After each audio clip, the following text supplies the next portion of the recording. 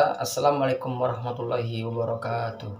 Pertama-tama, marilah kita panjatkan puji syukur atas kehadiran Allah Subhanahu wa Ta'ala yang telah memberikan kita nikmat kesehatan dan nikmat kesempatan sehingga kita bisa melaksanakan presentasi di pagi hari ini. Selawat teriring salam tetap tercurahkan kepada junjungan kita, Nabi Agung kita, Nabi Muhammad SAW, yang telah membawa kita dari zaman kegelapan menuju zaman yang terang-menerang seperti saat ini. Yang terhormat Pak Peri Supriyanto, SOMSI selaku dosen pengasuh pada mata kuliah pada pagi hari ini, dan teman-teman semua yang saya banggakan. Baiklah, di sini kami dari kelompok 1 yang berjumlah 7 orang. Di sini kami akan mempresentasikan hasil makalah dari kelompok kami yang berjudul Orientasi Training dan Pengembangan. Baiklah, sebelum memulai presentasi pada pagi hari ini, di sini kami akan memperkenalkan diri terlebih dahulu. Nama-nama kelompok kami, saya sendiri Berasandu selaku moderator, dan teman-teman saya ada Radika Altasari, Nala Jatira, Kelvin Francisco, Indah Agustina, Herdi Trisukma, dan Rahma Anila. Baiklah, untuk materi pertama akan dijelaskan oleh Herdi Trisukma. Kepadanya waktu dan tempat kami persilakan. Assalamualaikum warahmatullahi wabarakatuh. Perkenalkan, nama saya Herdi Trisukma, NIM 2212241115. Di sini saya akan menjelaskan tentang orientasi training dan pengembangan. Orientasi training dan pengembangan aktivitas yang terintegrasi sebagai suatu alasan untuk memperbaiki kinerja karyawan saat ini dan masa mendatang melalui peningkatan kemampuan. Orientasi menunjukkan pemberian pengetahuan tentang kultur perusahaan dan filosofi tentang menjalankan bisnis. Pelatihan menunjukkan upaya memperbaiki keterampilan yang diperlukan saat ini atau bersifat mendesak. Pengembangan menunjukkan upaya memperbaiki keterampilan dalam jangka panjang atau bersifat tidak mendesak. Orientasi metode pengenalan karyawan baru pada suatu organisasi untuk unit kerja dan perusahaan. Orientasi merupakan tahap akhir yang bisa dilalui oleh karyawan baru saat baru diterima bekerja di sebuah perusahaan. Perkenalkan, nama saya Nala Jatira dengan NIM 221224104, kelas 3 RPA Manajemen. Baiklah, di sini saya akan menjelaskan tentang jenis orientasi karyawan baru, manfaat orientasi bagi karyawan baru, dan kerugian apa saja jika perusahaan tidak melakukan orientasi karyawan baru. Tujuan orientasi karyawan baru, yang pertama untuk membantu karyawan baru beradaptasi diri. Yang kedua, memberikan informasi perusahaan dasar yang dibutuhkan karyawan untuk merasa siap dalam tim dan peran baru mereka. Yang ketiga, untuk memperkenalkan berbagai hal, mulai dari rekan kerja, tanggung jawab, serta tujuan yang ingin dicapai oleh perusahaan.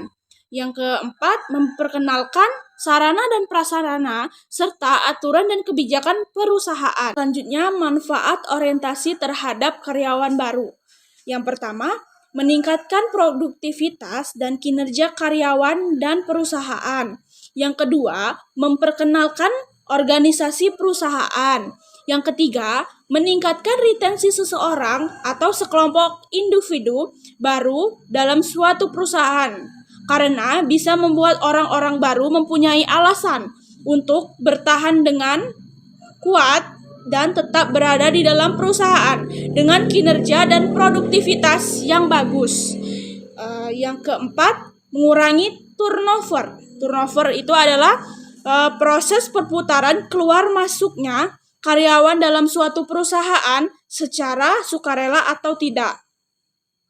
Yang terakhir, mendapatkan karyawan yang terintegritas. Selanjutnya, kerugian ketika perusahaan tidak melakukan orientasi karyawan baru.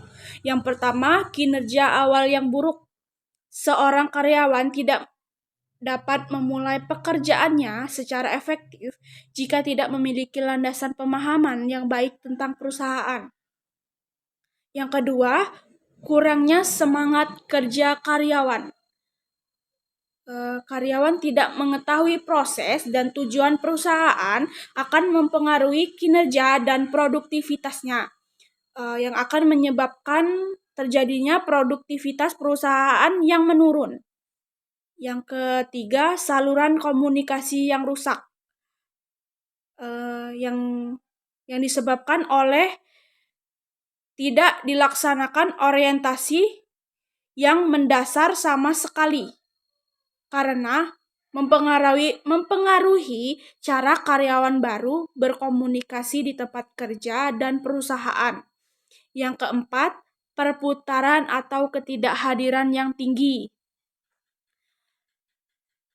disebabkan karena karyawan yang merasa tidak diberikan persiapan atau pelatihan, mereka mungkin tidak merasa terlibat atau tidak bersemangat dengan peluang tersebut. Assalamualaikum warahmatullahi wabarakatuh. Perkenalkan, nama saya Indah Agustina, NIM 2212-24010, kelas 3 RPA Manajemen. Baiklah, saya akan menjelaskan mengenai materi-materi yang diperkenalkan saat orientasi karyawan baru dan tahapan orientasi karyawan baru. Materi-materi yang diperkenalkan saat orientasi karyawan baru ada 10. 1. Pengenalan, aturan, dan regulasi yang berkaitan dengan perusahaan. 2. Informasi tentang misi, tujuan, core values, dan budaya perusahaan. 3. Penjelasan mengenai benefit dan tunjangan yang akan diterima karyawan. 4. Informasi mengenai kebijakan penting yang diterapkan perusahaan.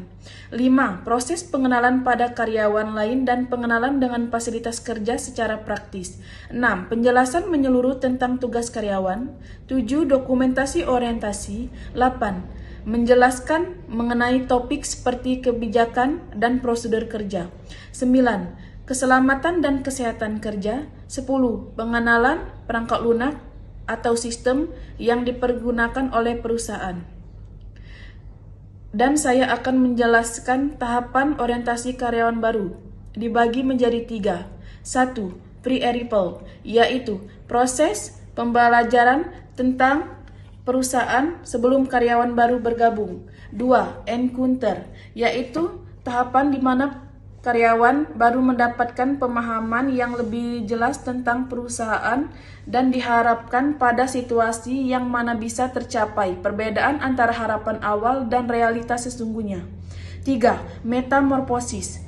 Pada step ini, karyawan baru harus belajar mengatasi berbagai inkonsistensi yang mereka temukan di perusahaan. Namun, proses ini akan membuat semakin terlatih dalam melakukan pekerjaan, menunjukkan kinerja efektif dan menyesuaikan diri dengan nilai-nilai serta norma rekan kerja lainnya. Perkenalkan, nama saya Kelvin Francisco, NIM 2212240005, kelas 3 RPA Manajemen. Baiklah, di sini saya akan menjelaskan jenis-jenis orientasi sesuai dengan orientasinya dan jenis-jenis orientasi dengan kebutuhan sifatnya.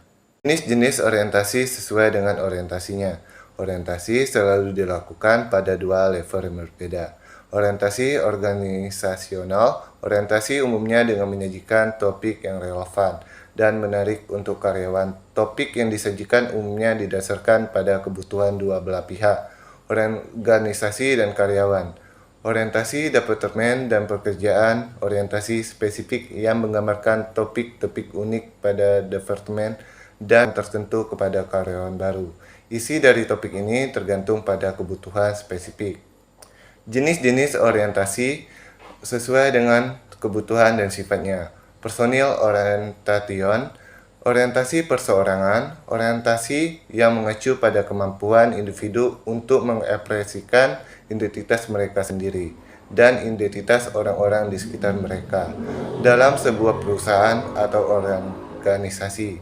Temporal orientation, organisasi pada waktu. Orientasi yang melibatkan pemahaman durasi dan waktu hubungan kerja seseorang, seperti hari kerja, libur bulan, khusus, dan informasi penting yang berkaitan dengan masa lalu atau masa depan. Spesial orientasi, orientasi umum pada tempat. Pengenalan yang melibatkan kemampuan individu untuk memperoleh informasi tentang batas-batas wilayah kerja atau lokasinya. Hubungannya dengan lokasi lain yang diperlukan serta memahami aturan di tempat tersebut. Kenalkan, nama saya Rahma Andila, NIM 22122404 dari kelas 3 RPA Manajemen. Di sini saya akan menjelaskan tentang pengertian pelatihan dan pengembangan. Pelatihan dan pengembangan suatu yang memicu pada hal-hal yang berhubungan dengan usaha-usaha berencana yang dilaksanakan untuk mencapai penguasaan keterampilan, pengetahuan dan sikap karyawan atau anggota organisasi sehingga dapat melaksanakan pekerjaan dengan optimal. Pelatihan. Pelatihan adalah proses pembelajaran yang melibatkan penguasaan keterampilan, konsep, aturan-aturan atau sikap untuk meningkatkan kinerja karyawan, serta pembelajaran yang ditunjukkan pada karyawan agar pelaksanaan pekerjaannya memuaskan. Pengembangan. Suatu usaha yang dilakukan secara terarah dan memperbaiki sehingga menjadi produktivitas yang semakin bagus untuk meningkatkan kualitas sebagai upaya menciptakan mutu yang baik. Pelatihan adalah metode yang digunakan untuk memberikan dan meningkatkan keterampilan, pengetahuan, dan kemampuan pekerja, baik karyawan baru maupun lama, agar dapat bekerja dengan baik dan efisien, serta meningkatkan produksi baik bagi perusahaan. Pengembangan. Pengembangan merupakan suatu usaha untuk meningkatkan kemampuan yang dimiliki. Pengembangan juga dapat diartikan sebagai kegiatan-kegiatan mempersiapkan dan menghadapi tantangan-tantangan di masa yang akan datang. Baiklah, di sini saya akan melanjutkan penjelasan dari teman saya dengan materinya, yaitu tujuan pelatihan dan pengembangan bagi karyawan baru. Pertama, pelatihan dan pengembangan memberikan pengaruh secara signifikan pada produktivitas karyawan dan sikapnya terhadap pekerjaannya. Yang kedua, meningkatkan keterampilan, pengetahuan, dan kemampuan mereka dalam melaksanakan tugasnya. Yang ketiga, meningkatkan kepercayaan diri dalam bekerja. Yang keempat, menciptakan perubahan positif bagi karyawan. Yang kelima, untuk meningkatkan inovasi dan kualitas kerja. Yang keenam, meningkatkan kepemimpinan. Selanjutnya, materi selanjutnya, jenis pelatihan dan pengembangan karyawan baru dan lama. Yang pertama, on the job training adalah pelatihan kerja untuk meningkatkan kinerja kerja karyawan sebuah organisasi atau perusahaan yang ditujukan untuk karyawan lama dan baru. Yang kedua, apprenticeship training atau magang adalah program pelatihan terstruktur guna mempersiapkan peserta magang untuk jabatan atau kompetensi tertentu. Yang ketiga, classroom training adalah metode pelatihan yang paling umum, sangat berguna untuk memberikan informasi ke sejumlah besar dengan pengetahuan yang sedikit. Assalamualaikum warahmatullahi wabarakatuh. Perkenalkan, nama saya Radika Altasari, NIM 211223021 dari kelas 5 RPA Manajemen. Di sini saya akan menjelaskan tentang model pelatihan dan pengembangan karyawan baru dan karyawan lama. Yang pertama, identifikasi kebutuhan. Perusahaan harus mengevaluasi keterampilan, pengetahuan, dan kompetensi yang dimiliki oleh karyawan serta meninjau perubahan industri dan teknologi yang dapat mempengaruhi pekerjaan di masa mendatang. Yang kedua, rencana pengembangan. Perusahaan harus membuat program berbasis kebutuhan individu dan organisasi dengan menggabungkan pelatihan teknis dan pengembangan soft skills terhadap karyawan baru dan lama. Yang ketiga, implementasi pelatihan. Perusahaan dapat menggunakan metode yang beragam saat memberikan pelatihan dan pengembangan terhadap karyawan, seperti pertemuan tatap muka di kelas atau pembelajaran secara online menyesuaikan pelatihan dengan gaya belajar karyawan. Yang keempat, pelibatan karyawan. Perusahaan harus memberikan dorongan partisipasi aktif dan pertukaran ide, serta memfasilitasi sesi diskusi dan kolaborasi antar karyawan. Yang kelima, pemantauan dan umpan balik. Perusahaan dapat memantau kemajuan karyawan selama dan setelah pelatihan agar mendapatkan umpan balik untuk perbaikan dan penyesuaian pelatihan di masa mendatang. Yang keenam, pengembangan karir. Perusahaan harus menyediakan jalur pengembangan karir yang jelas terhadap karyawan dan memberikan dorongan kepada karyawan untuk mengidentifikasi tujuan karir mereka untuk kedepannya. 7. Fasilitas mentoring. Perusahaan harus memasangkan karyawan baru dengan mentor yang berpengalaman agar dapat membantu karyawan baru dalam memahami aturan dan harapan kerja perusahaan, serta perusahaan harus memfasilitasi ruang diskusi agar karyawan baru dan mentor dapat saling bertukar pengetahuan dan pengalaman. Kedelapan, evaluasi efektivitas. Perusahaan dapat mengukur hasil pelatihan dalam konteks kinerja kerja dengan menggunakan indikator kinerja untuk menilai dampak jangka panjang yang kemungkinan akan dialami oleh perusahaan. Yang kesembilan, keterlibatan pemimpin. Pemimpin perusahaan berperan penting untuk memberikan dukungan dan contoh yang kuat kepada karyawan baru, menjelaskan visi dan nilai-nilai perusahaan, serta menciptakan lingkungan kerja yang inklusif, di mana karyawan merasa diterima, dihargai, dan memiliki peluang yang sama untuk berkembang dan berkontribusi dalam perusahaan. Yang ke-10, fleksibilitas dan pembaruan. Perusahaan menyesuaikan program pelatihan dengan perubahan kebutuhan bisnis dan tetap terbuka terhadap inovasi dalam metode pelatihan. Materi selanjutnya yaitu hambatan dalam orientasi, pelatihan, dan pengembangan karyawan baru. Yang pertama, keterbatasan sumber daya. Terbatasnya sumber daya seperti waktu, dana, dan tenaga kerja untuk melaksanakan orientasi dan pelatihan dengan baik.